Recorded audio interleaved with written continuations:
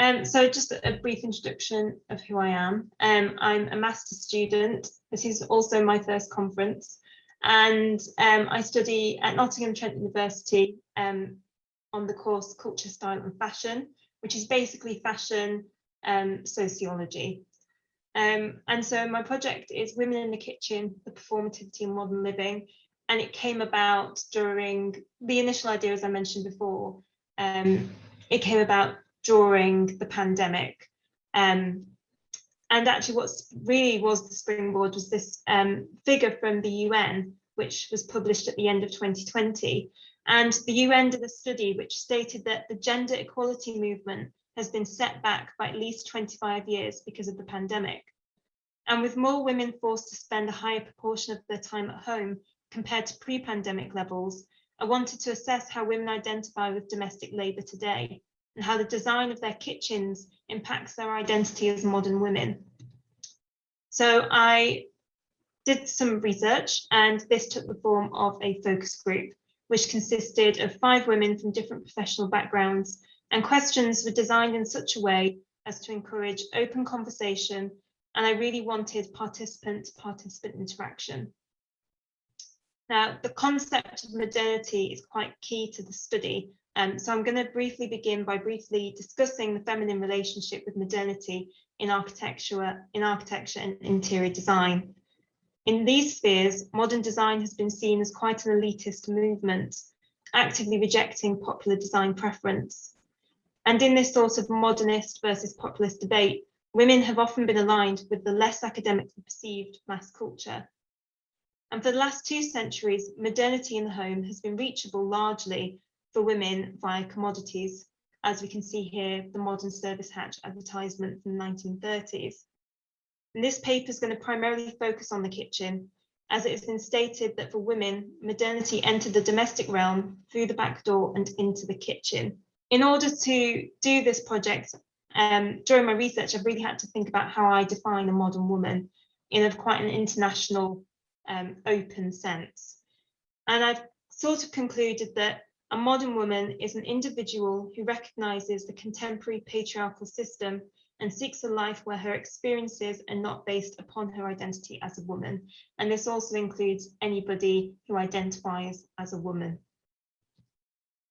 And so the first part of this, there's 3 parts. And the first one is within the theme in 2 places at once. So all of the participants alluded to their issues with finding a work-life balance. And I think that's a struggle that many a modern woman has experienced. And participant 1 stated that she found the pressure to perform as a successful modern woman, which by meaning to fulfill the classic familial role of being a great mother and providing financially as a single mother, completely overwhelming. And participant 4 also shared their experiences as a working mother in the focus group, stating that it was only after experiencing a full mental breakdown that she realised it was simply not possible to do it all. And you can see in the image here from Vogue in 1978, the Women's Survival Manual, where the women writing in ask very similar questions. And for those participants without children, one explained her anxieties around her future as a working mother. She said, "There's a lot of question marks on how are you going to do it all?" And participant 5, who was working as a designer within the fashion industry, declared that none of the women in her department working at the highest level have children. And here we've got a picture of our UK ex-Prime Minister, Margaret Thatcher, first female Prime Minister. And it was famously stated that she would, despite being Prime Minister and running the country, she would also cook for her MPs. And these remarks are representative of the multiple pressures felt by women to perform in our aspirational society. But how does this issue of work-life balance relate to the kitchen? Well, the modern kitchen has been founded on the need for women to reduce the time taken to complete domestic duties. For example, Penny Spark here writes that many manuals promoted the idea of the labour-saving home, setting out to persuade women that the project of rationalising and organising their households would lead to greater freedom. And integral to today's modern kitchen design is, of course, the Frankfurt kitchen. But there's other work by other female designers at the time, one of which was engineer cum psychologist Lillian Gilbreth, who conducted studies on streamlining domestic tasks. And also Christine Frederick's 1923 book on household engineering, which was used by homemakers wanting to minimize domestic tasks at the height of the servant problem at the start of the 20th century. And each of these approaches to modern kitchen design were framed around increasing productivity and efficiency whilst reducing the time taken by women to complete domestic tasks. And today the kitchen must be a space that continues to minimize domestic labor, as women perhaps find them in their most demanding role yet. And I've actually got a clip here for you, so please let me know if you can't hear the audio. Hopefully it will come through okay. But it's from the Doris Day film, The Glass Bottom Boat from 1966. And you'll see the couple in the video discovering the modern kitchen. I've never seen a kitchen like this. No, it's all very simple. Everything works from over here. Push button stuff. Infrared rays for baking. No heat, no sweat. Radiation equivalent to 1,000 degrees Fahrenheit. What do you think of that? It's like an operating room. Okay. What's your secret formula? Well, the secret's in the bean. You see, you look big as the egg white, stiff, but never does. Stiff, but never dry. Now. First, we'll get rid of these. Photoelectric cell. Really? I'm so impressed. Would a kitchen like this have an egg beater? An egg beater? One egg beater coming up.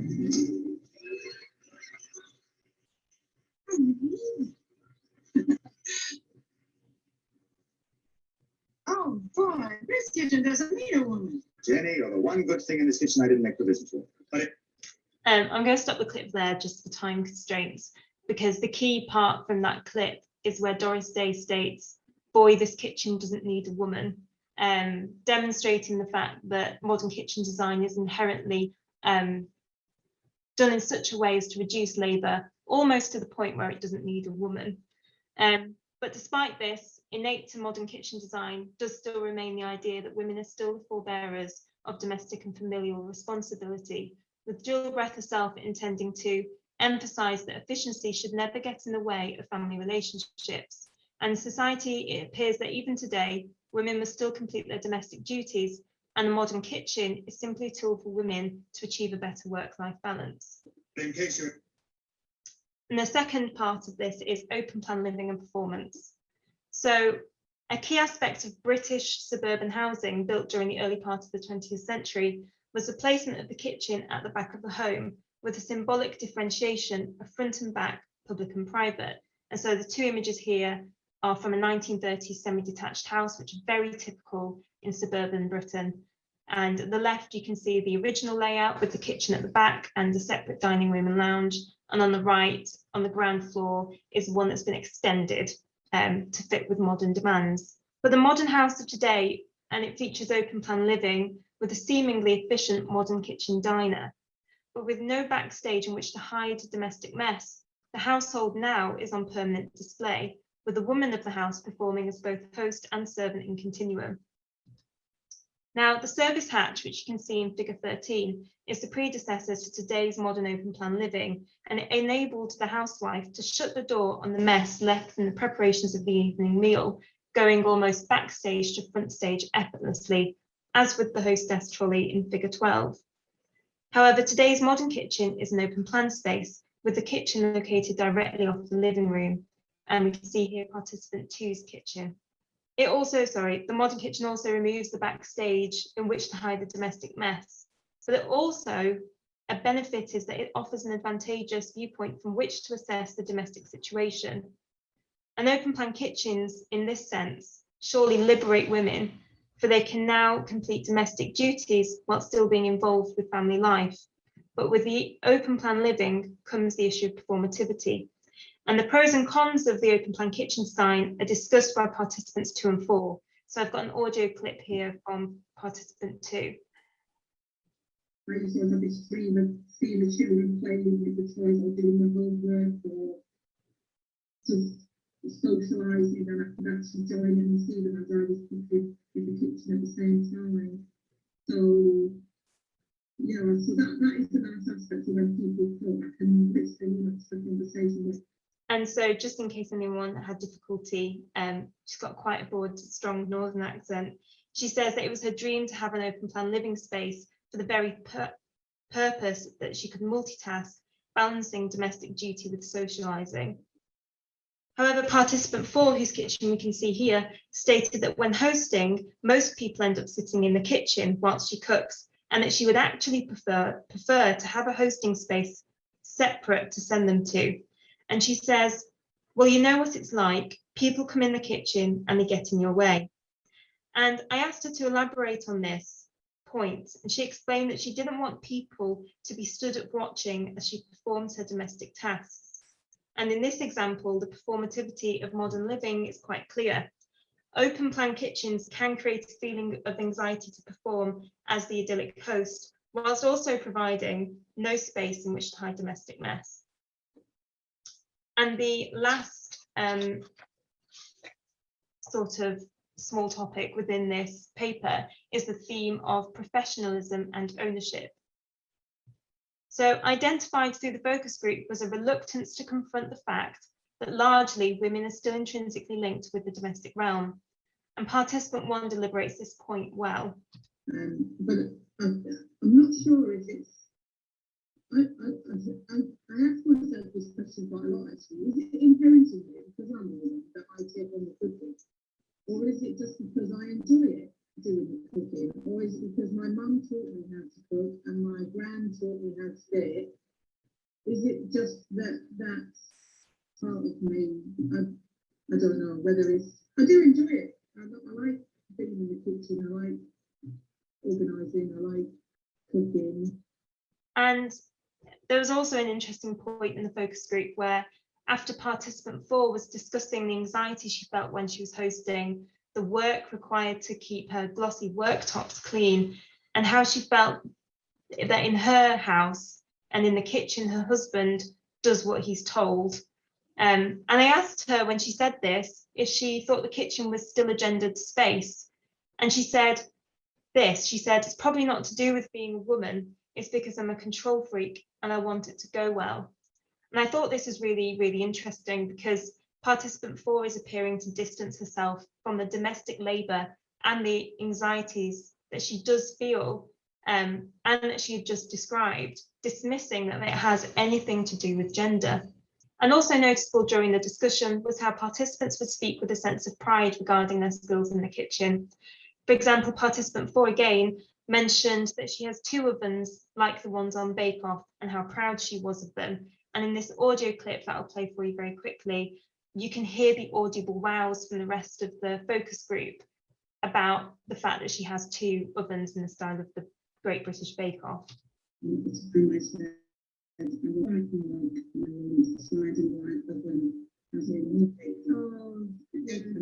I don't really care what else I've got. So that's very, very good. And yeah, I hope that you could hear the sense of the wows and the sort of jealousy really from the rest of the group. And this demonstrates the cultural capital that goes alongside successfully portraying domesticity. And there's also a professional aspect to work in the kitchen. The ability to operate machinery and engage with modern technologies provides a genuine sense of achievement, and the kitchen almost becomes a workshop. And as we can see from figure 17 from the Daily Mail Ideal Home exhibition in 1934, the lady demonstrating the cooking apparatus is in a lab coat, which I think speaks volumes about the professional scientific aspect to women in the kitchen. And furthermore, participant 4 would refer to her work in the kitchen in an almost professional lexicon. She'd say things like, we'll do a walkthrough and try and make it as smooth as possible, and I sort of run it. Now, the modern kitchen is increasingly becoming a space that disguises itself. You have bare and sparse surfaces sitting on top of nameless cupboards and gadgets that can be sold.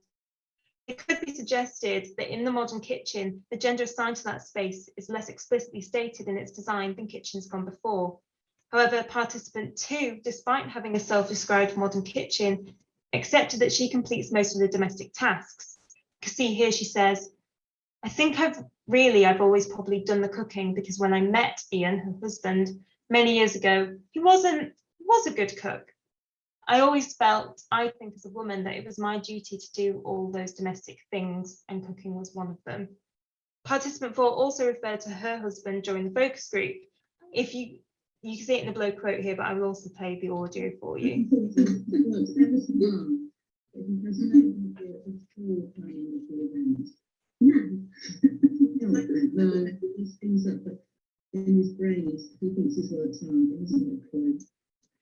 And I had to include that particular part here because you can hear the sort of scoffing from the other women in the focus group. I don't want these remarks to be dismissed as just being trivial or marital, but actually representative of women's ownership in the kitchen and of the associated tasks. And it reflects this narrative that does occur and is prevalent within this subject of male ineptitude at domestic duty, and actually the dominance of women in the kitchen. And lastly, the concealed, streamlined modern kitchen design means that for some women, the more they use that space, the more that space becomes unfamiliar and alien with the rest of the household. And thus we enter a sort of paradox here described by Tony Chaplin, where the power of women in the kitchen ultimately serves to reinforce their sense of personal oppression. I'll finish this with this clip from a famous film from the 1950s, Mon Oncle by Jacques Tati, and it's the scene where the uncle, who's quite old-fashioned, is discovering the modern kitchen for the first time. And I think it's very representative of this narrative of male ineptitude within the modern kitchen.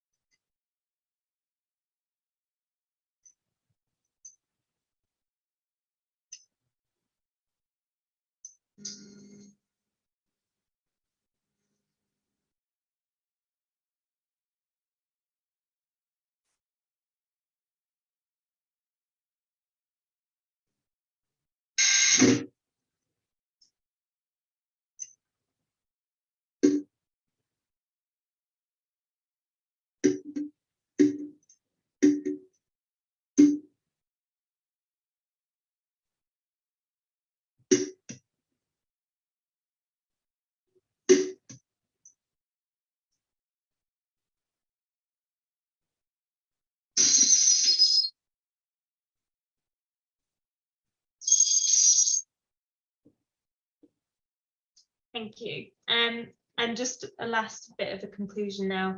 So for the first half of the 20th century, at least, domestic roles were really clearly defined. Women stay at home and men go to work. And that's in relation most explicitly about Western society over the 20th century. And today, roles are not explicit and must instead be negotiated.